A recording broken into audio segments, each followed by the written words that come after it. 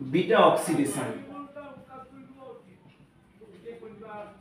আমরা যে চর্বি জাতীয় খাদ্য খাচ্ছি সেখান থেকে তৈরি হচ্ছে ফ্যাটি অ্যাসিড, যা কোষের মধ্যে প্রবেশ করছে এবং মেটাবলিজম হচ্ছে সেই মেটাবলিজম বা ভেঙে যাওয়ার যে প্রক্রিয়া ফ্যাটি অ্যাসিডের, তাকেই বলা হচ্ছে বিটা অক্সিডেশন। এবং এখানে আমরা দেখতে পাবো দীর্ঘ শৃঙ্খল যারা ফ্যাটি অ্যাসিড, যাদের হাইড্রোকার্বনের সংখ্যা অনেক বেশি, যেমন পামিটিক অ্যাসিড 16টা কার্বনযুক্ত, অলিক অ্যাসিড 18টা কার্বনযুক্ত, লিনোলেইক অ্যাসিড লিনোলেনিক অ্যাসিড 18টা কার্বনযুক্ত, স্টিয়ারিক অ্যাসিড 20টা কার্বনযুক্ত, এরকম দীর্ঘ শৃঙ্খল ফ্যাটি অ্যাসিড, তাদের যে জারণ প্রক্রিয়া, তাদের যে মেটাবলিজম, তাকেই বলা হচ্ছে বিটা অক্সিডেশন। বিটা অক্সিডেশন অনেকগুলো ধাপ আছে। আমি একটা এক্সাম্পল, ধরা যাক পামিটিক অ্যাসিড যার কার্বন সংখ্যা 16, তাকে জারণ করে দেখাচ্ছি বা তার ধাপগুলোকে দেখাচ্ছি।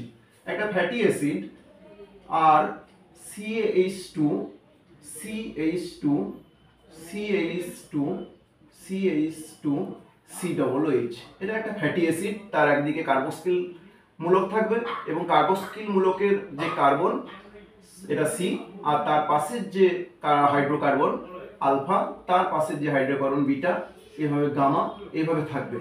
এটা পামিটিক অ্যাসিড এবং এর কার্বন সংখ্যা 16C।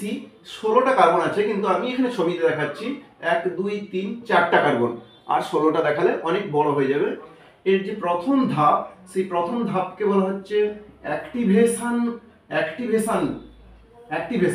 বা সক্রিয়করণ। এবং এই সক্রিয়করণের যে বিক্রিয়াটা, এটা ঘটে ইন সাইটোপ্লাজম, কোষের সাইটোপ্লাজমে ঘটে। এবং এই সক্রিয়করণ ধাপের জন্য অ্যাকচুয়ালি শক্তি দরকার হয়।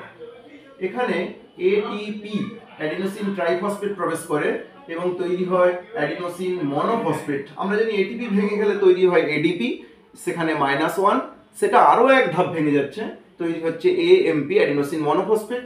সেই জন্য এখানে যে এনার্জি লস হচ্ছে তার পরিমাণ -2। এবং এই দশায়, এই সক্রিয়করণ দশায় যে পদার্থটা তৈরি হচ্ছে সেটা হচ্ছে আর CH2 CH2 CH2 CH2 COOH এর CO থাকলো, CO হাই এনার্জি চিহ্ন, সালফার গ্রুপ, কোএনজাইম A। এইটা হচ্ছে যখন প্রবেশ করলো ফ্যাটি অ্যাসিডের গঠনে, তখন সেই ফ্যাটি অ্যাসিডটা অ্যাক্টিভেটেড ফ্যাটি অ্যাসিডে পরিণত হলো এবং একে বলা হচ্ছে অ্যাসাইল কোয়ে বলা হচ্ছে। এবং এটা আলফা কার্বন, এটা বিটা কার্বন। এবং এর পরবর্তী ধাপে আমরা দেখতে পাবো, এবং এই যে প্রথম ধাপটা অ্যাক্টিভেশন, এটা উৎসেচকের দ্বারা ঘটছে থায়োকাইনেজ। দ্বিতীয় ধাপ, তাকে বলা হচ্ছে ফার্স্ট ডিহাইড্রেশন। ডিহাইড্রেশন মানে জল বেরিয়ে যাবে, এই বিক্রিয়া থেকে জল বেরিয়ে যাচ্ছে এবং কি তৈরি হচ্ছে আর CH2 CH2 CH double bond CH, আর এদিকে COS COA, এই গ্রুপটা প্রত্যেকটা ধাপেই থাকবে। এবং এখানে আলফা কার্বন, এটা বিটা কার্বন, আলফা বিটা কার্বনের মধ্যে ডবল বন্ড চলে আসছে, দ্যাট মিনস সেখানে অসম্পৃক্ততা চলে আসছে, আনস্যাচুরেশন চলে আসছে। এই জন্য এর নাম হচ্ছে alpha beta unsaturated fatty acid বা আলফা বিটা অ্যাসাইল কোয়ে।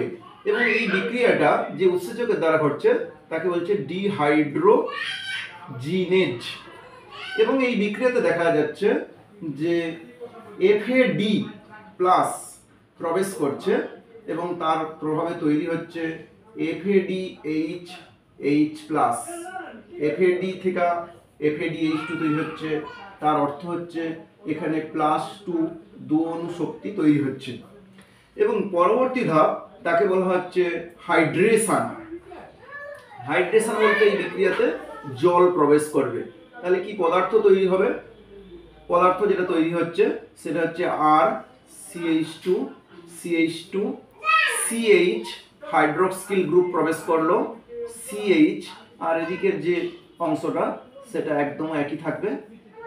তাহলে এটা আলফা কার্বন, এটা বিটা কার্বন, এর নাম হচ্ছে বিটা হাইড্রক্সি অ্যাসাইল কোয়ে।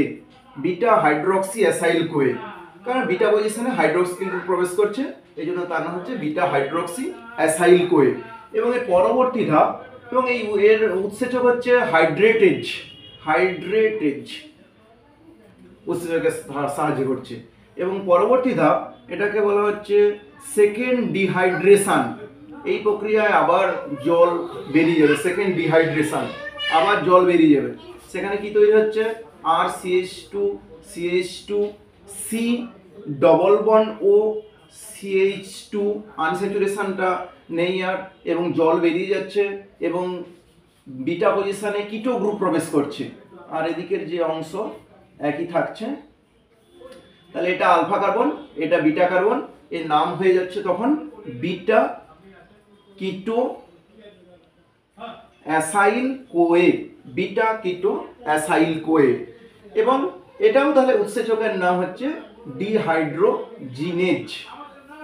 এবং এই প্রক্রিয়াতে দেখতে পাবো আমরা, এখানে আমরা দেখতে পাবো, এখানে শর্টে লিখে দিচ্ছি, এখানে দেখতে পাবো বিক্রিয়ায় NAD প্লাস প্রবেশ করবে এবং তৈরি হবে NADH plus H plus, NAD থেকে NADH2 তৈরি হচ্ছে, অর্থাৎ এই ধাপে প্লাস 3 অণু শক্তি তৈরি হচ্ছে। যখন NAD প্লাস থেকে NADH H প্লাস তৈরি হচ্ছে তার মানে প্লাস 3 অণু ATP, আর যদি উল্টা বিক্রিয়া হতো NADH H প্লাস থেকে NAD তৈরি হতো -3, তাহলে তৈরি হলো বিটা কিটো অ্যাসাইল কোয়ে। এবং লাস্ট ধাপ বিটা অক্সিডেশনের, সেখানে দুটো পদার্থ তৈরি হবে, একটা হচ্ছে CH3COSCOA, এটার নাম হচ্ছে অ্যাসিটাইল কোয়ে এবং এর কার্বন সংখ্যা দুটো কার্বন, অ্যাসিটাইল কোয়ে।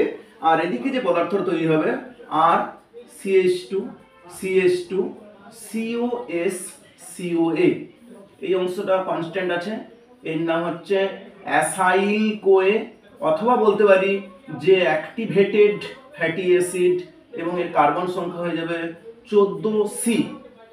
এবং এই বিক্রিয়াটাকে বলা হচ্ছে ক্লিভেজ, ভেঙে যাবে, এবং এই বিক্রিয়া যে উৎসেচকের দ্বারা ঘটছে তাকে বলছে থায়োলেজ।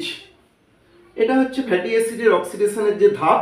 এখানে আমরা দেখতে পাচ্ছি পামিটিক অ্যাসিড, তার কার্বন সংখ্যা 16, সেখানে একদম শেষে তৈরি হচ্ছে কার্বন সংখ্যা 14 যুক্ত অ্যাসাইল কোয়ে বা সক্রিয় ফ্যাটি অ্যাসিড। ওই সক্রিয় ফ্যাটি অ্যাসিড আবার এই যে দ্বিতীয় ধাপ থেকে, এইখান থেকে বিক্রিয়াটা আবার শুরু করবে।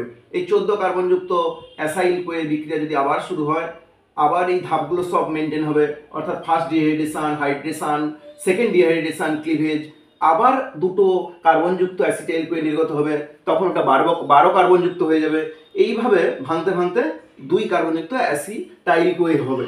এখানে এই 16 কার্বনযুক্ত ফ্যাটি অ্যাসিডের অক্সিডেশনের, তাহলে 16 কার্বনযুক্ত ফ্যাটি অ্যাসিডের অক্সিডেশনের যে ধাপগুলো, প্রথম ধাপটা একবারই ঘটবে, -2 অণু শক্তি খরচ হবে, এবং বাকি যে ধাপগুলো, সেকেন্ড ধাপ থেকে বাকি যে ধাপগুলো, সেগুলো 7 বার ঘটবে, 7 বার।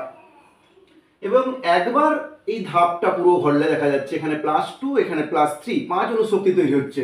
16 কার্বনযুক্ত ফ্যাটি অ্যাসিডের ক্ষেত্রে 7 বার বিক্রিয়া ঘটবে, 7 গুণিতক +5 অর্থাৎ 35 অণু শক্তি তৈরি হবে, আর 2 অণু শক্তি খরচ হচ্ছে, অর্থাৎ 35 - 2 33 অণু ATP তৈরি হচ্ছে, 33 অণু শক্তি তৈরি হচ্ছে 16 কার্বনযুক্ত ফ্যাটি অ্যাসিডের ক্ষেত্রে। কিন্তু এই যে ফ্যাটি অ্যাসিডের জারণগুলোতে 16 কার্বনযুক্ত ফ্যাটি অ্যাসিডের বিক্রিয়ার ধাপ 7 বার, এবং এখানে অ্যাসিটাইল কোয়ে যে তৈরি হচ্ছে, এই অ্যাসিটাইল কোয়ে তৈরি হবে 8 অণু অ্যাসিটাইল কোয়ে তৈরি হবে। এবং অ্যাসিটাইল কোয়ে টিসিএ চক্রে প্রবেশ করলে, 1 অণু অ্যাসিটাইল কোয়ে টিসিএ চক্রে প্রবেশ করলে 12 অণু শক্তি তৈরি হয়। তাহলে 8 অণু অ্যাসিটাইল কোয়ে যদি টিসিএ চক্রে প্রবেশ করে, 12 × 8 = 96 অণু ATP তৈরি হবে। আর অলরেডি বিটা অক্সিডেশনে 33 অণু শক্তি তৈরি হয়েছে, 96 + 33 129 অণু ATP তৈরি হবে।